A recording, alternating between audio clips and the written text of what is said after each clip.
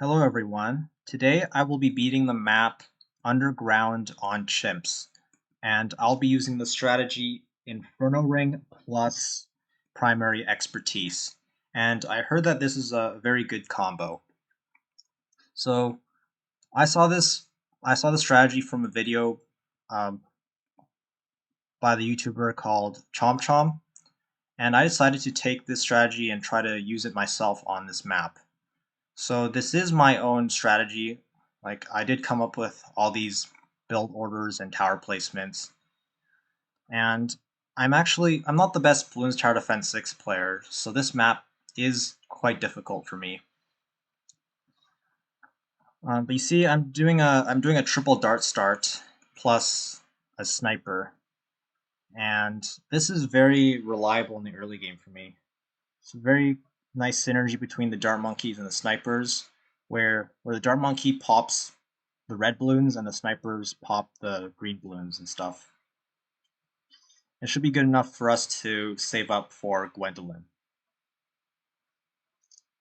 And all these tower placements you see are strategic.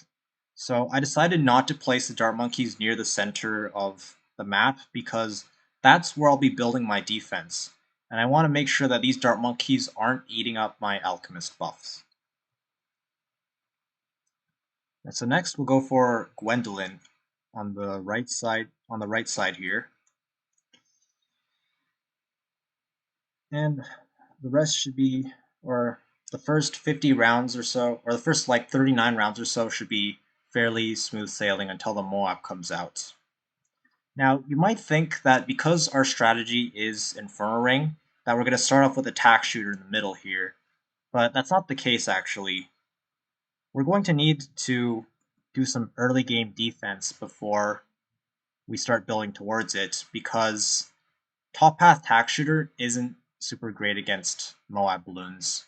So instead, I'll start off with a Balloon Jitsu Ninja before we start building towards the Inferno Ring. You see, the early game for this map isn't really a problem once you get through the first couple of rounds. First few rounds are quite nasty, but I found that these 3 dart spots are very reliable. And it's nice because I'll be placing an alchemist in the center, and these dart monkeys are far away from them. So there we go. We have our 2-0-1, and we'll get the double shot. A little bit of extra damage. Nice. And you see that I placed the ninja monkey on the left and Gwendolyn on the right. That's sort of planned beforehand because round 40 is our biggest problem for the strategy. And so I planned this entire setup around round 40. So the idea is that our Balloon Jitsu Ninja is going to pop down the Moab class layer because the Moab balloon comes down from the bottom left and it exits down on the bottom right. So the ninja will pop the layer, and then Gwendolyn will be able to clean up the ceramics with her cocktail. So before round 28 starts, I'll get an acidic mixture dip just so that our ninja can pop leads. We do have Gwendolyn, of course, but it's not enough lead damage, unfortunately. And so there we go. And now we will save up for the Balloon Jitsu.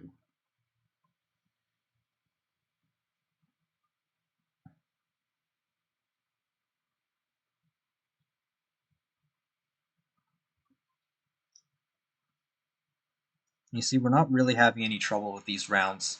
Nothing has gotten very close to leaking. And there we go. There's the Balloon Jitsu. And then we're going to save up for the Alchemist buff. But before we do that, I'm going to get a village.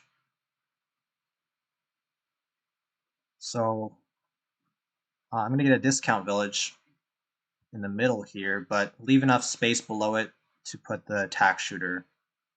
This is a very good village spot. I'm going to do this. I'll get the double disc. I'll get the Monkey Commerce to make this Berserker Brew cheaper. And this is something I like to do. It only saves a couple $100, but can add up. And it will once we start getting more towers. So there we go. Now we have our Berserker Brew for the Blunjitsu Ninja.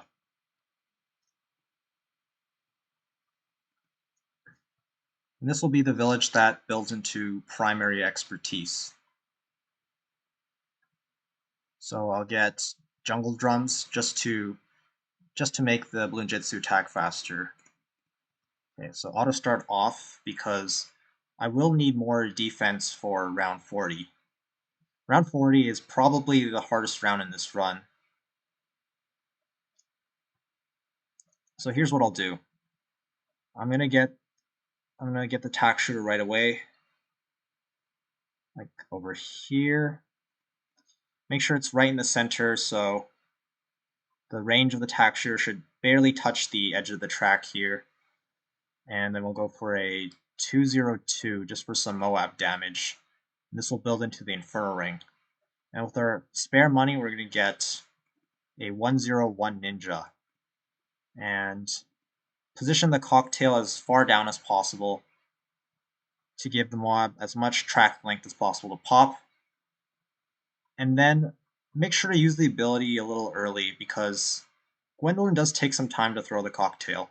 And there we go. That was round 40. A little bit tough, but now we're fine, so we can turn auto start on again.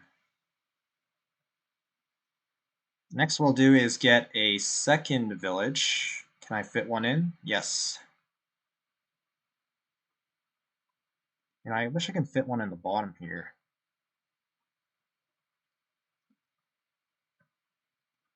I'm going to turn auto start off. I have a lot of money and it's being unspent right now.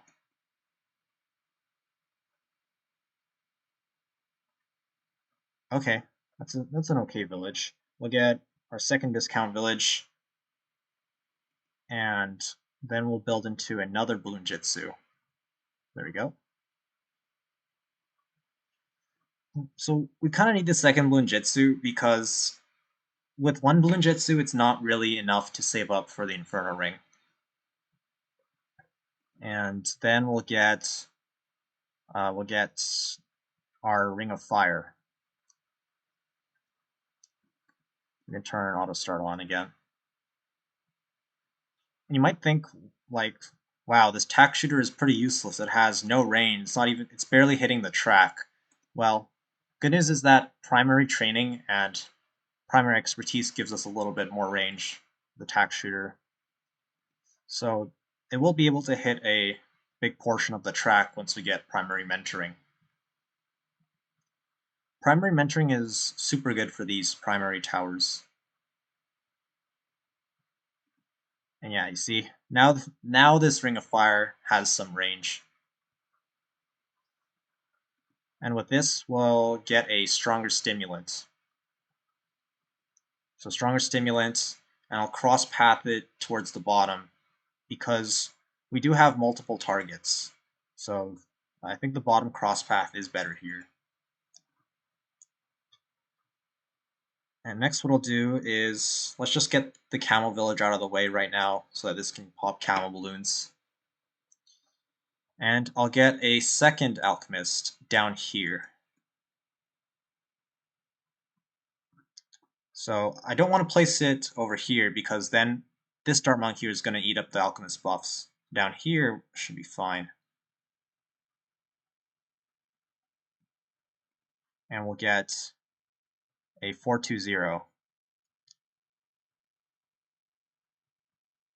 So this will buff our Inferno Ring, or our Ring of Fire, which will become an Inferno Ring, and will also buff Gwendolyn. That gives us a lot of extra power. And now, I believe this is enough to save up for the Inferno Ring. So some of the rounds are a little scary. We are going to have to use Gwendolyn's ability on rounds. I think 78 is the only one. But round 79 will get up the Inferno Ring, and the rest should be fairly smooth sailing. So I don't think I explained why this combo is so good. Uh, so primary mentoring, I believe, gives Inferno or it gives primary towers +2 pierce or something, and primary expertise I think gives +4 pierce. So the Inferno ring is going to have more pierce, and well, you may be wondering why that's useful. Well, it's because the Inferno ring has this. It doesn't just have the main attack, but it also shoots these meteors which deal tons of damage to balloons. And those meteors, they only have 1 pierce. So increasing it from 1 pierce to 5 pierce means it can deal 5 times as much damage.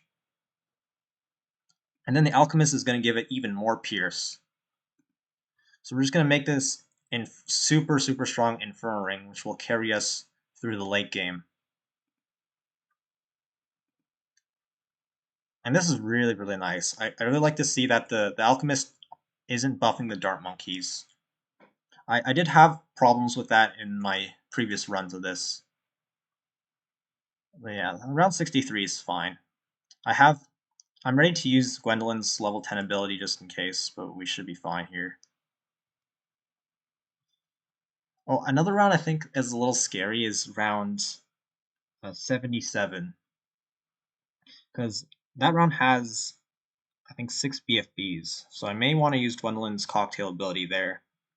I'm not exactly sure if I need it or not.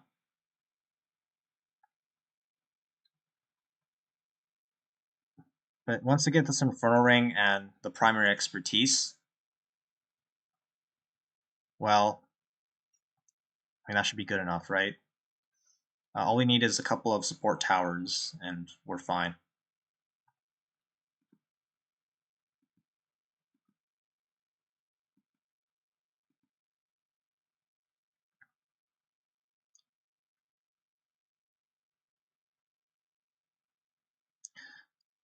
Oh, and also, so the reason why I picked Gwendolyn as the hero is because Gwendolyn gives, I think, range and attack speed buffs to the Ring of Fire.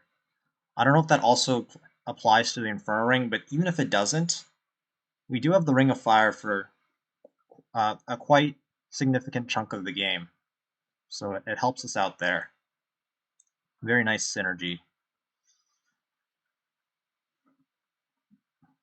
Yeah, it's almost hard to believe that this defense alone is enough to save up for the Inferno Ring, but I've tested it out, and it is.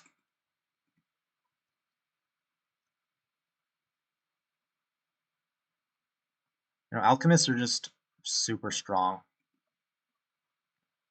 Gwendolyn's also very good at popping these Moab class balloons, so giving it an alchemist buff as well is very nice. Helps out a ton. I think I may want this on last because that means that Gwendolyn is sort of able to shoot down this straight line over here.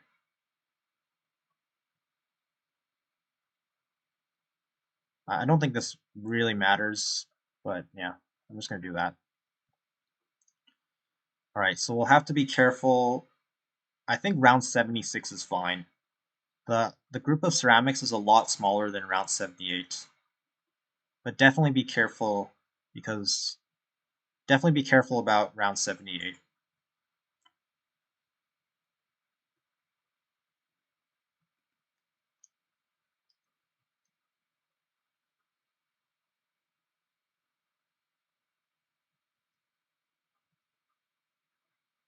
This round is a bit scary, but we're fine. I'm just going to use Gwendolyn's level 10 because I don't want to take too many risks here. It'll be up by the time round 78 comes.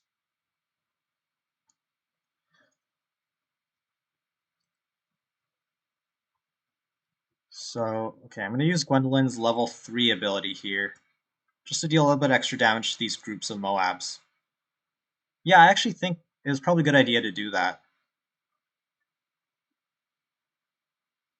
I'm super glad this round is long because if we didn't have this ability for round 78, we'd be super dead.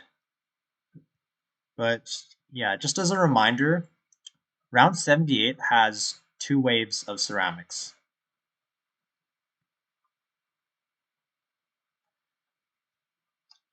When I was a beginner, I'd see the first wave of ceramics, and then the round is just a bunch of spaced purples and a couple of spaced BFBs. You think, oh, nothing's coming up, and then the second wave of ceramics would be just a total jump scare for me. But yeah, now that I've played this game for a little bit, I've come to expect the second wave of ceramics.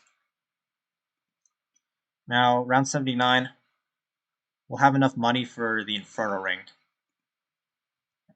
And just look how much damage it's doing to these BFBs. Look at that. You could barely see the BFB exit the beginning of the track before Inferno ring pops it with the meteor. And I'm going to put this on strong. Take a look at the fortified BFB. I do think I want to leave this on, like, it's good on strong, but I think I want to leave it on first because the DDTs are the scariest part about this run. And I want the Inferno ring to pop the DDTs on the front instead of targeting, like, something else. So you see that the meteor is just like flying around the screen. And that's because we're giving it so much pierce with the village and alchemist. If we didn't have those buffs, the meteor would just explode on the first balloon it hits. And so it's dealing so much damage right now. Like it's amazing to see, honestly. Look at it, it's just flying around. It looks so goofy. It's like it's so aimless. Like, oh, do I want to pop the balloons up here or down there? Okay, so now we have primary expertise. And I have it nicely in the middle here because I want to get 2 relentless glues. 2 relentless glues for the DDTs. So 1 here and 1 here for both lanes.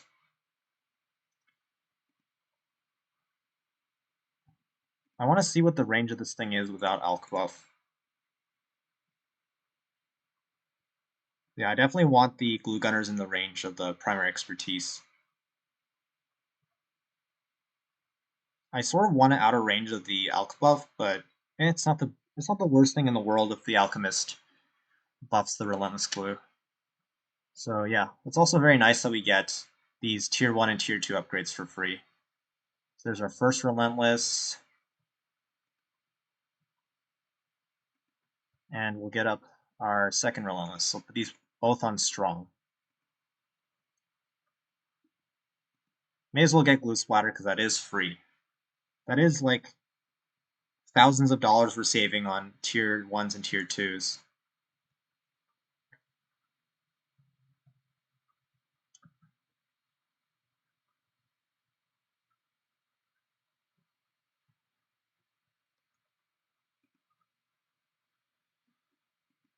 Nice.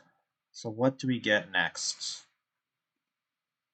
Oh, the first thing is I want to give this relentless glue up here counter detection because currently it doesn't have any. You definitely want this to attack the BFBs. There's that. DDT's not really a problem, but rounds 95 and 99 are quite scary.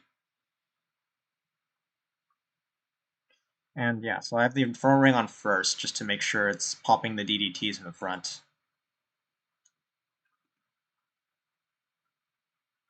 Do I go for an MIB here? I don't know if it makes a difference, but it allows this ninja to pop DDTs. The Inferno ring can already pop DDTs, so it is kind of a low value Monkey Intelligence Bureau. So let's just go ahead and say we don't need it.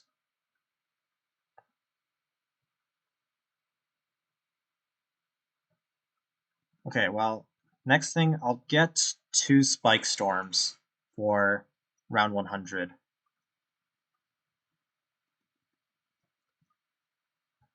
And I'll get the white hot spikes on the Spike Storm just to help out a little bit with the DDTs. Shouldn't need it for round 95. These DDTs aren't fortified at all, so seems like we're fine. And this is where the extra pierce of the Inferno ring really helps out.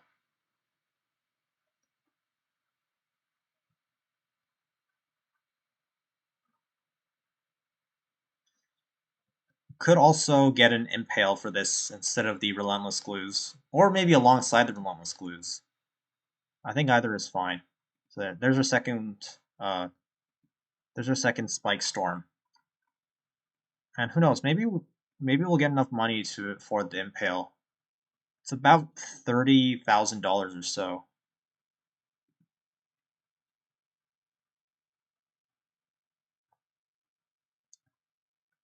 Take a look at round 98, by the way. It's considered one of the hardest rounds, but yeah, it's a piece of cake with this strategy. Although, like, round 99 is going to be more difficult.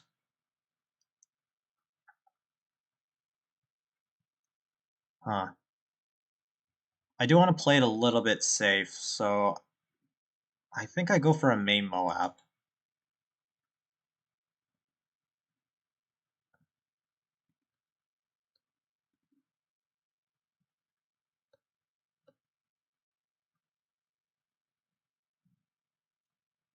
Yeah, just to stun these DDTs a little bit more. Yeah, there we go. See, this 4 or 5 DDTs were able to get quite far, so I think we did need it. And for round 100, let's just use both Spike Storms, and we should be enough bad damage.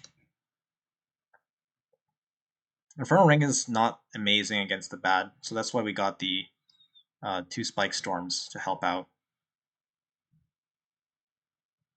And right as it, I think we'll use the cocktail about now. Okay, we're fine. And there we go. That's underground on Chimps. And we got the black metal, so we didn't have to restart throughout the entire run.